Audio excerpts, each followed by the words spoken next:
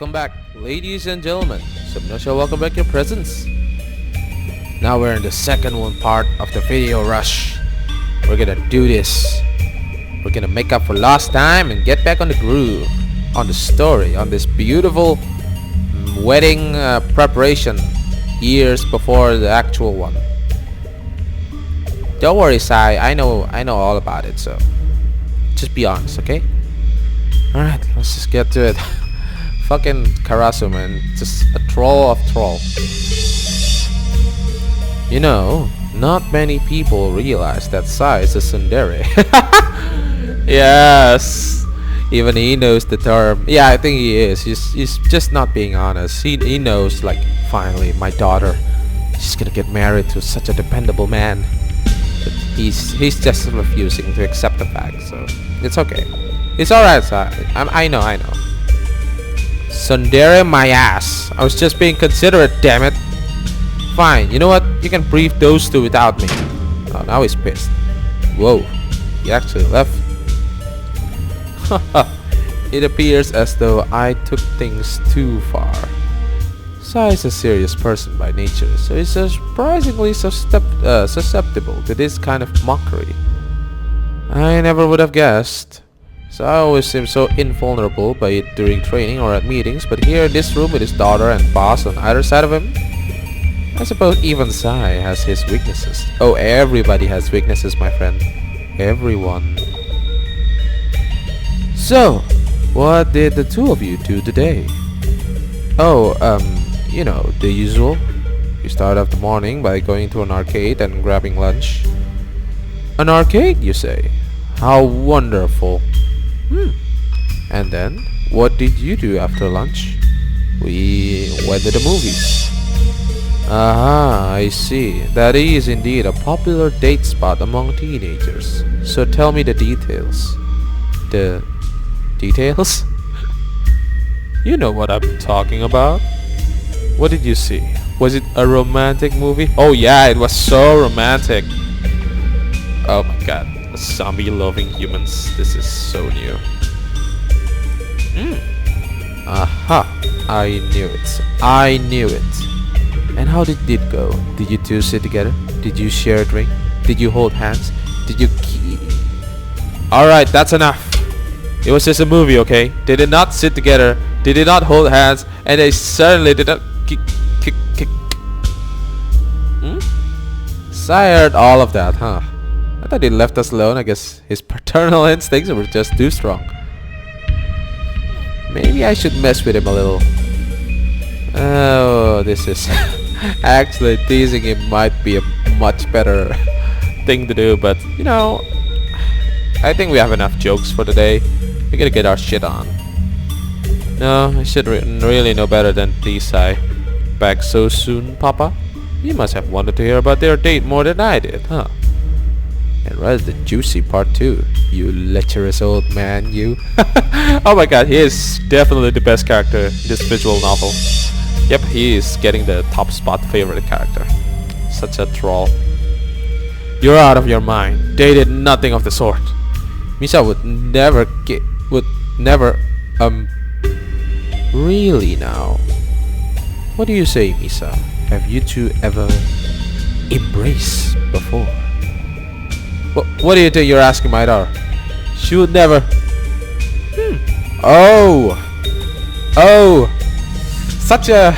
It's so burned. It's so painful. Apply cold water to the burn.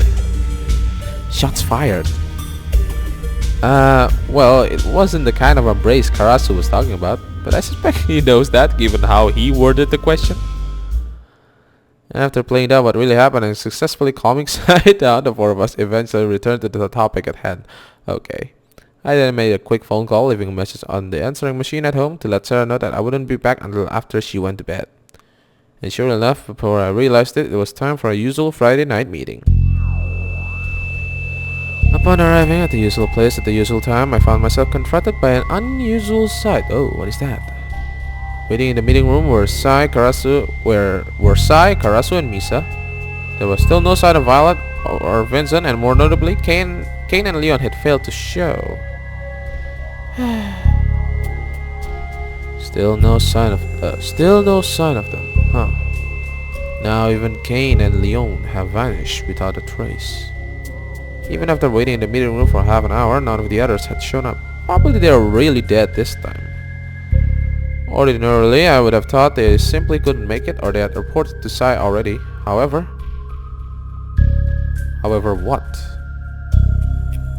I tried tracking their phones, but it seems they either have been destroyed or taken out of range. And apparently I forgot to set my stopwatch, so I don't know what time has been going for this recording. Shit. This can either be long or be too short. If they were simply turned off, we could at least ping the embedded receivers in the devices, but as things stand, yes, I'm afraid we must assume the worst. Like Vincent and Violet and those who came before them, Kane and Leon are likely dead. Damn. I thought I was just jumping to conclusions or being paranoid when I assumed they had been killed, but even Karasu agrees? Well, this is turning pretty serious. Kind of tense, actually. Yes, in all likelihood, they're both diseased. Upon hearing Karasu's conclusion, neither Sai nor Misa seemed terribly surprised or even startled. Thinking about it logically, I guess it isn't all that unexpected. This is that kind of business after all. But for so many of us to disappear like that and so suddenly, the next one to disappear could be... With that in mind, we won't be accepting any more work for a while. Training and meetings aside, you two will be on break until our business at Ada is concluded. After that, we will regroup and reassess the situation. So we're still pushing forward, huh? As long as the four of us are alive, we're still breaking into Ada. I have a feeling we're gonna get attacked soon, and I might have to make those life-threatening choices, be it a bad end or a good end. It's nice that we'll be having a break from work, but with training and others still on the table, I don't think I'll be able to relax. Worse, if someone really is killing off my co-workers and only the four of us remain, then in all likelihood... You're next. Exactly. Even if I'm not killed in the same manner as my co-workers, I may very well perish upon breaking into Adder. No matter how I look at my situation, one thing is for certain. The end is near.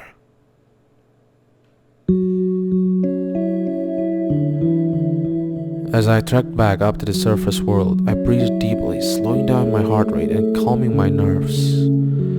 I really need to relax already. Worrying about what might or might not happen won't do me any good.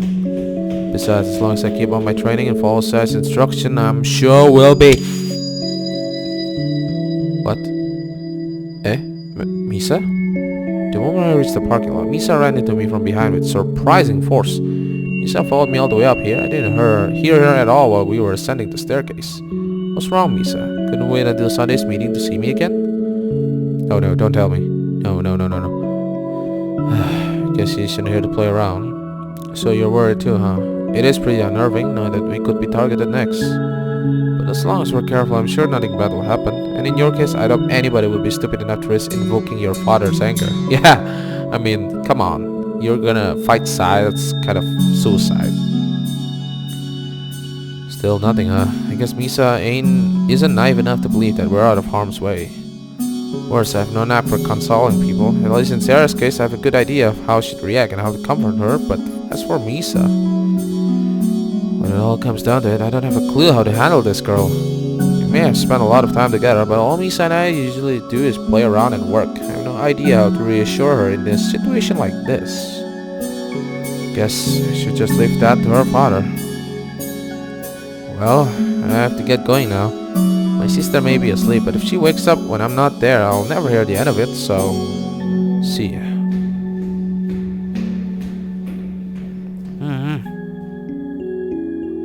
I think I have a bad feeling about this. Like, really bad. Especially with this kind of moving scenes. So, she's following him. Okay, now that was impressive. Unaware of her presence the entire trip, it wasn't until I reached my doorstep that I realized Misa had followed me home. Rather than display concern or worry, however, Misa smiled brightly, happy to be at my house once more. I appreciate the concern, but no matter how worried Misa is about our co-workers going missing, following me home is a bit... Isn't it usually the guy's job to escort the girl home? Yeah. Hmm? No. Never mind. Yeah, we should not talk about complicated things with Misa. More importantly, is it really alright to just disappear like that? Won't your father will be worried? Besides, my sister's home right now, you know, and if she finds you... Okay. Great job. I guess I have no say in the matter, huh? Well, if Misa's going to break into my home, at least you wait until I was with her to do so. It's definitely better than waking up in the middle of the night to find her raiding my fridge or watching me sleep. Just wait here, alright? I'm gonna make sure Sarah's still asleep. If you hear Sarah approaching, hide immediately. Understood? At least Misa knows how to follow orders. Yes. Try to not, screw up. But this looks very surprising. This looks very suspicious. That's not good. I know I wasn't here at your usual bedtime, but I still figured Sarah would go to sleep without me. She didn't stay up watching television again, did she? If she's passed out on the couch, you don't want to have to carry her to bed. Nope, not in the living room either. Could Sarah have woken up and gone to the toilet? It is the next most likely place for her to be at this time of the night. But if she is in there and Sarah's fallen asleep, I really don't want to carry her out of there. Well, I can't hear anything. If Sarah is in there, she's definitely fallen asleep. And if she isn't in there, then... Wait a minute. Something isn't right. If Sarah had gotten up to go to the toilet, wouldn't she have turned the light on? Furthermore, thinking back, Misa didn't appear to pick the lock on the front door. She just turned the knob and it opened. But I never leave the house without locking up first. So that must mean... she's gone. Oh no. No. Sarah couldn't have gone out looking for me, could she? But if she isn't here and the door was unlocked, then... I think we all know where this is going. Damn it. She did go out looking for me, didn't she? How could she run off like that? It's the middle of the goddamn night. I don't care how worried she was. Being worried is no excuse for getting careless. This is a bad town and bad things happen to young girls who wander around at night. If I don't fire her quickly, Sarah might... What is it? Not now, damn it. Sarah's left the house to look for me. I have got to find her before... Wait. The bathroom. I swear, if Misa's playing around at a time like this, I'll... What? Sarah? What?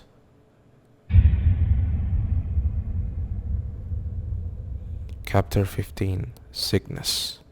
Pursuit. Stay away from Adder. That was very fast, and I'm starting to think size might be the one here. But then again, I expect some kind of plot twist in this game. This is quite interesting. Saturday morning, November 19. Today, months after finally being released from the hospital myself, I returned to a scene of unrelenting despair. It may be a different room in a different hospital with different staff, but for all of the differences I can observe, one thing remains the same. The unmistakable stench of death. After all, even more so than my line of work, this is a field which centers around death. The sick, the elderly, those who have been severely injured. Many of the people who are carried in here never live again.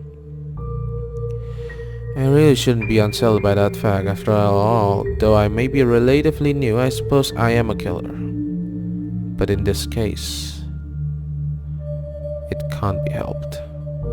No matter how well adjusted you are, things change completely when the victim is somebody close to you.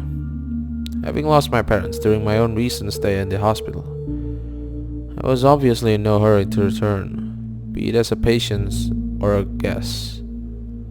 Moreover, with Sarah being the one incapacitated, my fears were obvious. After losing my parents the last time I was here, I couldn't stand the thought of losing my sister too. But this time around I have nothing to fear. After all, Sara is already dead. By the time I had reached Sara's side, she was already gone. Her breathing was non-existent. Her spilled blood had started to cool, and there was no chance of survival. Even then, I frantically called an ambulance. I screamed at the person on the other end of the phone, begging them to save my sister. But when the paramedics showed up, they knew immediately that there was nothing they could do. She had been cut down for hours prior, murdered at a time when I usually would have been home to protect her. While I was out with Misa, wasting away the hours and enjoying myself, I never thought for a second that I was putting Sara in any danger. Well, you know, in a world like, in a job like that, you should always know the way to utilize an opponent weakness. One of them is usually the family. Strike down the one closest to you and bring that other person to a mentality break. This is a very classic yet effective way to dispose someone. I thought she might be mad, sure, or that she'd resent me going out without her, but this... Every day I flirt with death, killing random strangers, protecting my own neck. I'd even go so as far as to say that I've become comfortable with death. But now that Sara's the one laying in front of me, lifeless, cold, not breathing, I wish it was you. I wouldn't go so far as to say that I have a death wish, but yes, that's exactly right.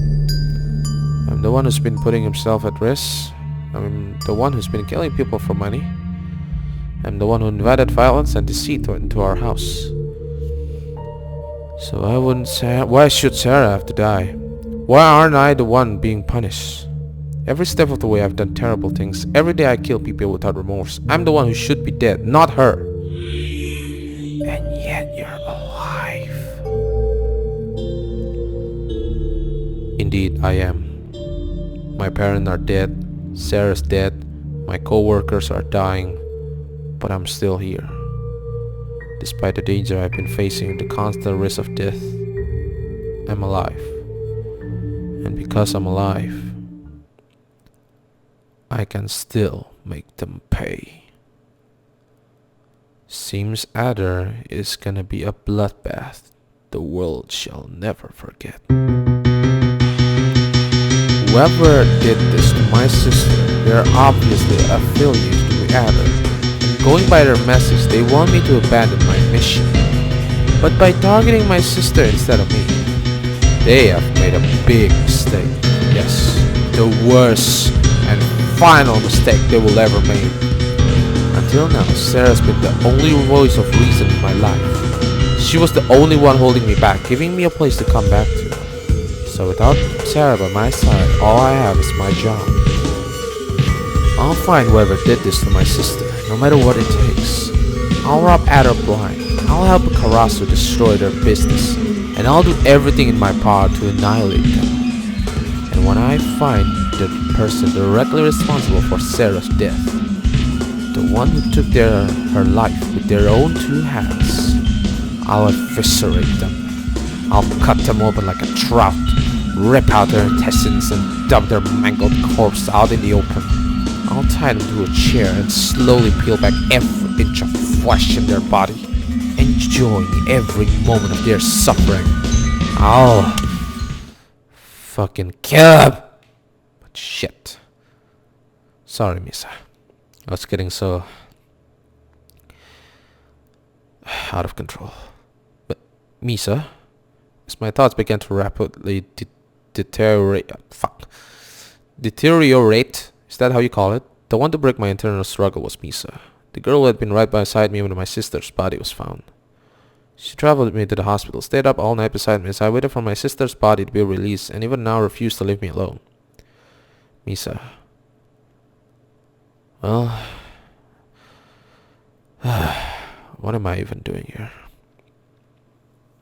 Getting myself riled up and lost in dreams of vengeance will help me. No will losing myself to grief. Yeah. We gotta move on. Face the fact that your sister's dead. Although, about killing the person, well, I'm not gonna stop you. If you want to do that, then go ahead. The person deserves it. Sometimes vengeance is still the only way. Although, I hope not. Even if I'm not ready to mourn my sister, once this is all over, I'll have all the time in the world to do so. For the time being, I need to focus on the living. I'm sorry, Misa. I was losing myself for a second there. My butt is getting hurt. Seriously. Wait a second, guys. I need to adjust my position. Yeah. Okay. Much better. I didn't mean to worry you.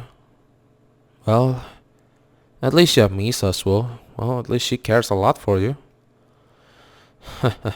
I really am a bastard. I was so caught up on what I lost that I didn't even take into account what I still had. Yeah. Life shits on you every now and then. Just go ahead, face it, and grin and bear it. And Sara wasn't the only person in my life. Not anymore.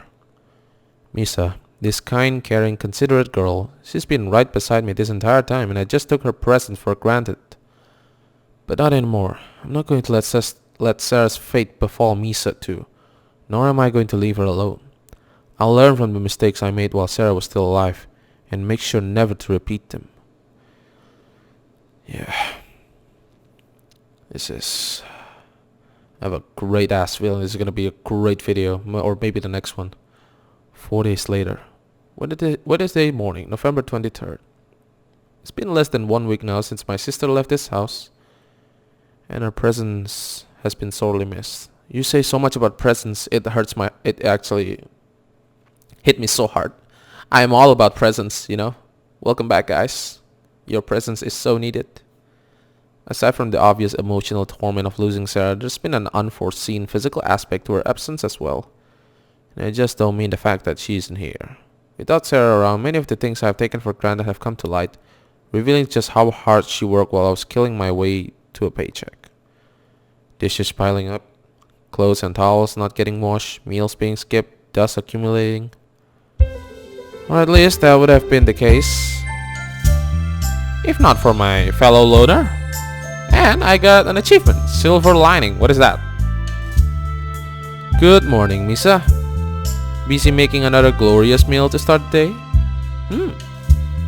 Although she might not be as skilled as Sara, Misa knows her way around the kitchen, and her attention to detail has kept this house in order despite Sara's absence.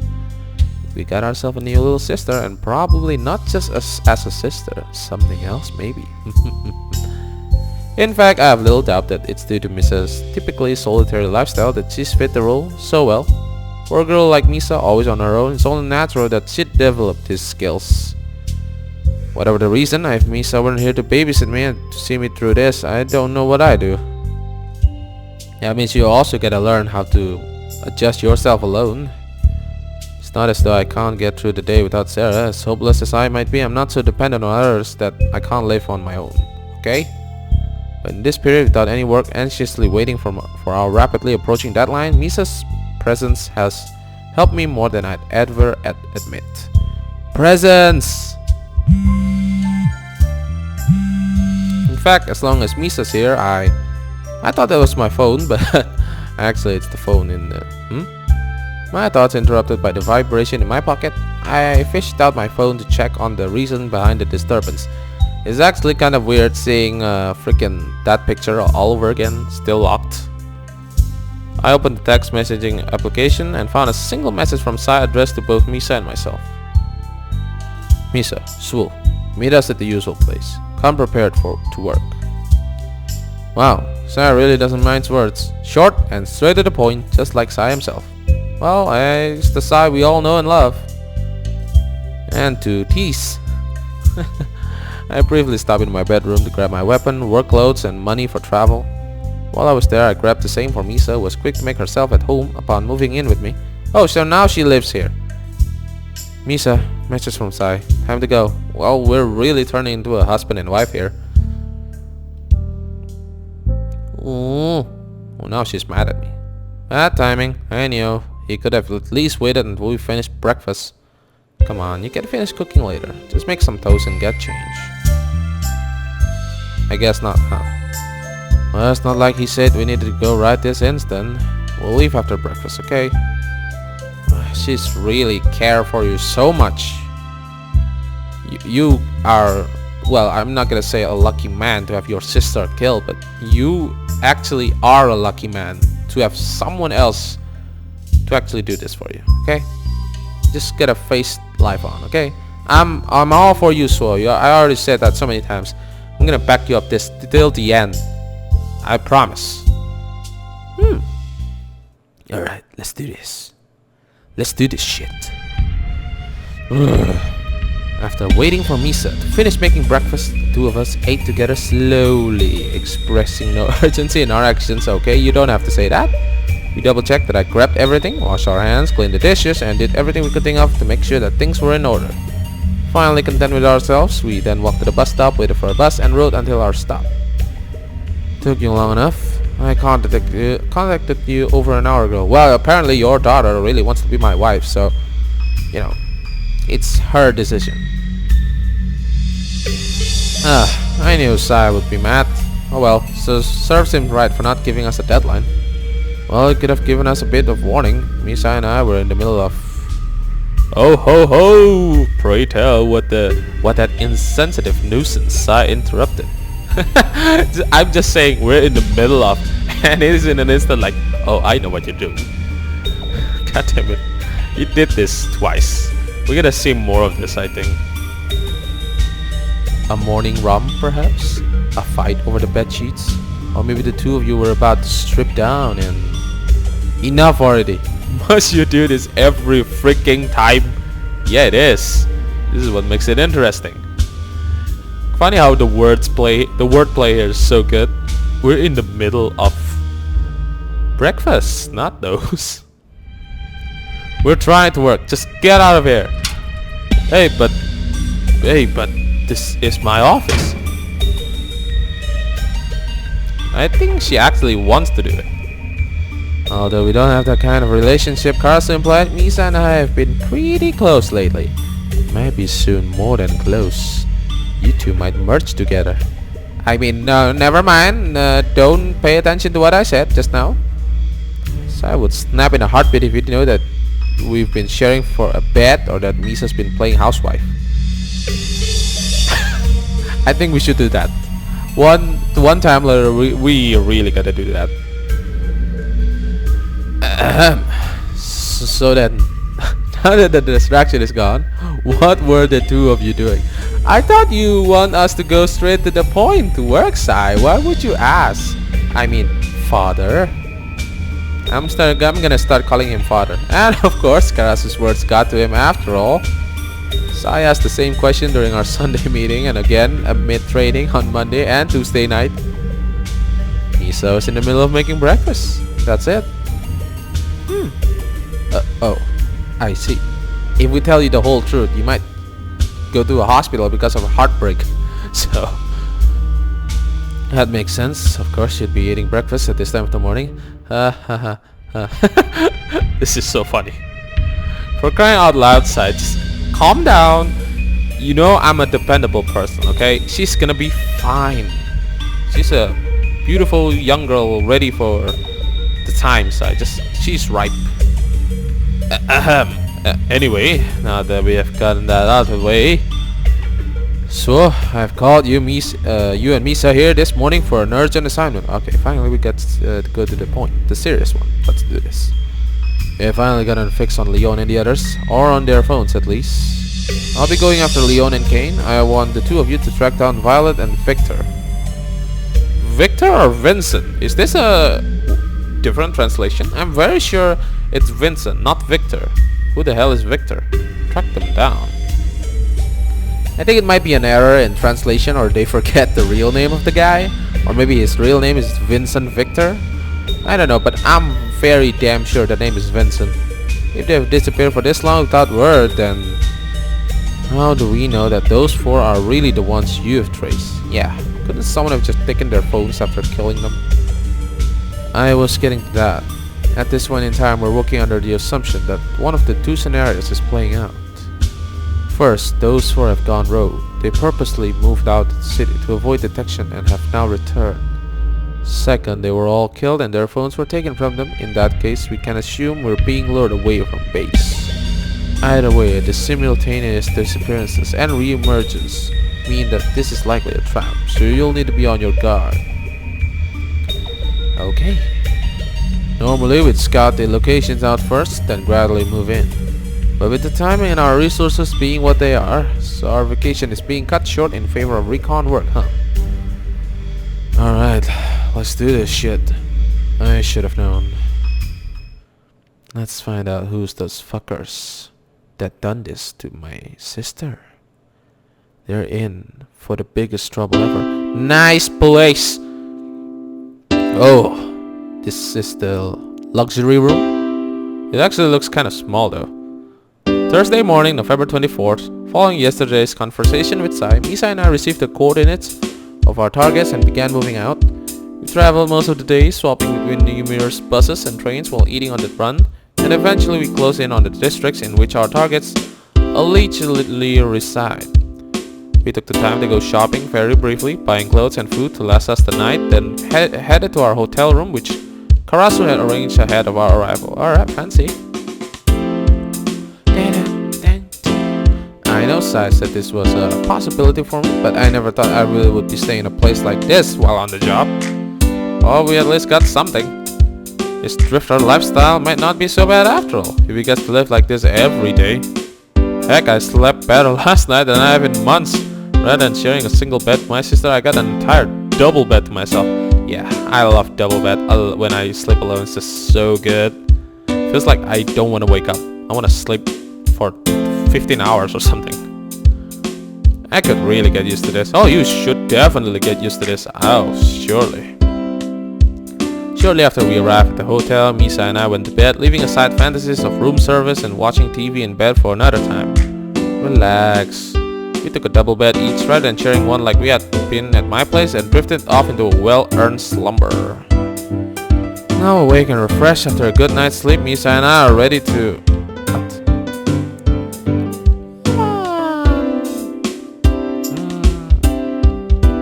Misa, how on earth can you be tired? You usually wake up far earlier than I do. Fancy clothes, finally! We got ourselves a new clothes, my god. You've been wearing that shirt forever. Finally, some new fashion. Honestly, I have already showered and everything. Since when has Misa been such a sloth? Although we haven't been cohabitating long, Misa has woken up before me every day until now. This morning, however, I woke up at least an hour before Misa and I was only able to get up and after forcibly removing her from my side, at which point she reluctantly got out of bed. Okay. At what point in the night she crept into my bed? I have no idea. Oh, she still wants to sleep with you. We all know what that means. Oh, come on. Yeah, you said that already. Come on, let's get moving. We'll find somewhere to eat breakfast and then... Misa? Well, I guess it won't kill us to wait until after Misa showers. Alright. At last, hastening our lethargic morning, Misa and I hit the town. So am I. I'm gonna hit the town by ending this video here. Thank you guys for watching. Be sure to like, share, favorite, and subscribe. Don't forget to leave a comment. Tell your friends and family about my channel. I really appreciate it. By the way, I forgot to say that last time, did I? Well, seems my mind is getting pretty boggled. Anyway, SepNoSia says, thank you for your presence.